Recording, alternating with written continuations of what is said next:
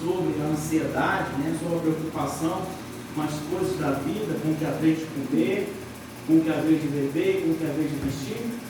Jesus então nos ensina que temos que olhar, né, para o céu e buscarmos o reino de Deus e toda a sua justiça, né?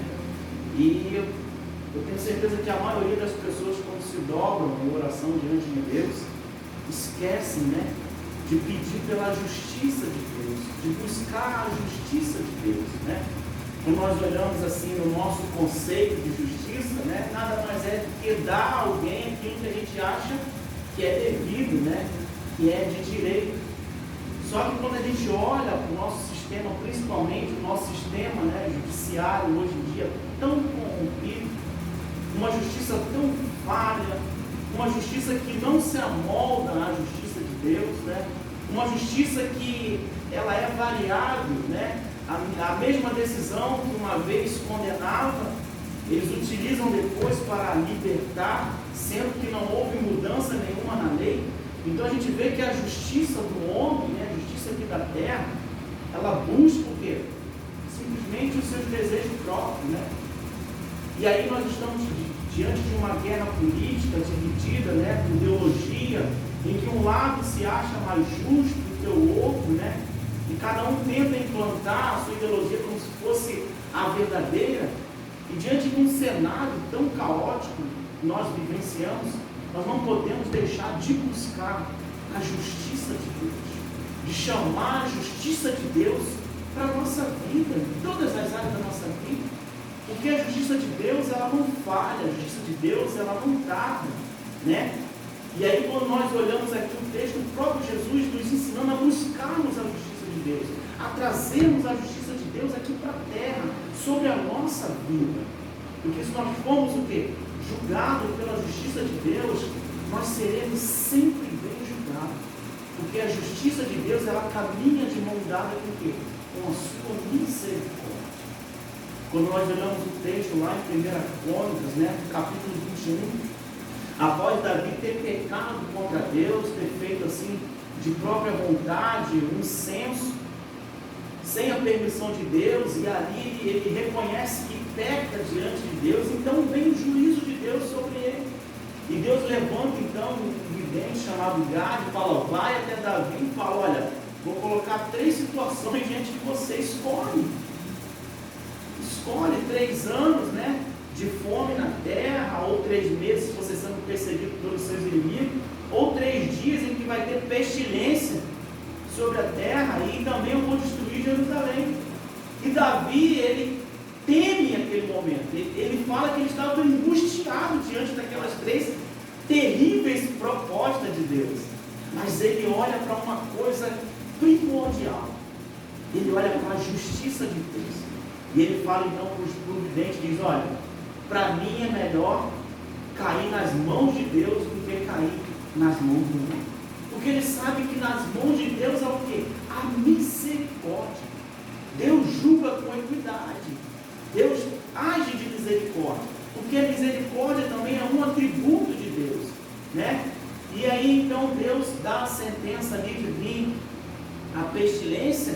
E quando o anjo começa a destruir Jerusalém, a misericórdia de Deus faz com que aquele anjo pare. A palavra diz que Deus se arrepende de trazer aquele mal. E Davi começa a orar, a clamar e fala, Senhor, mas quem pecou fui eu, não foram eles. Por que está vindo sobre eles? Então ele toca o coração de Deus. E aí Deus age com misericórdia e muda aquela situação e fala para Davi, olha, o anjo fala para Davi, vai até a ilha de Onã, lá você vai montar um altar e lá você vai sacrificar a Deus.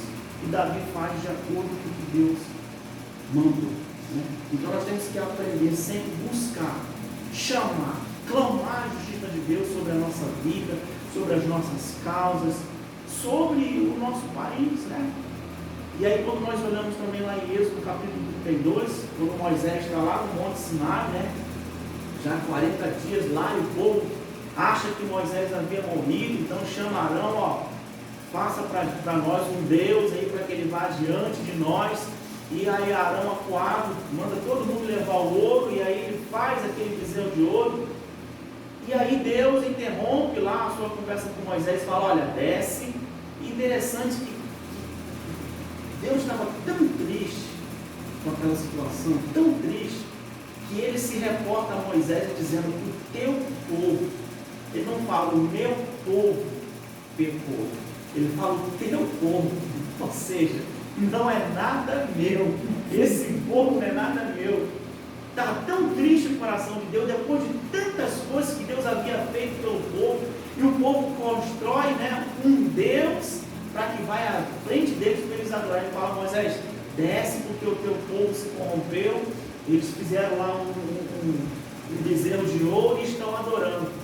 E aí Deus então dá a sentença, fala, olha, eu vou destruir esse povo, porque é um povo de coração duro.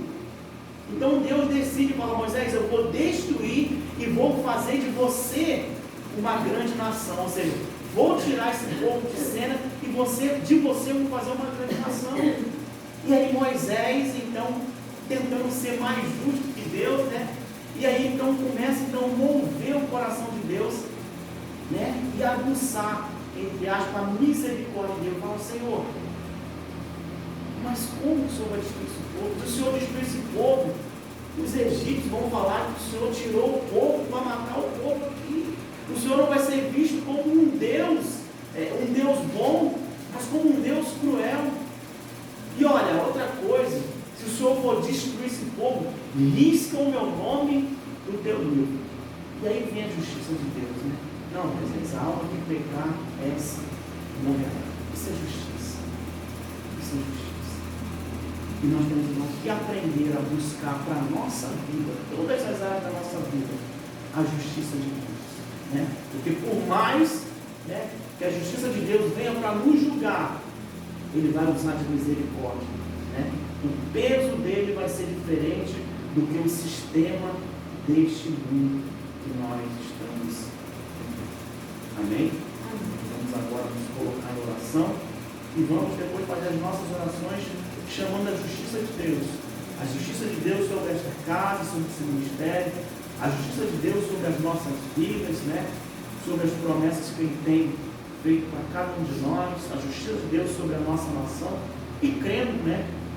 Crendo que Deus há de agradar nessa terra, porque Ele é um Deus justo e todo-poderoso. Amém? Então vamos para os 10 minutos.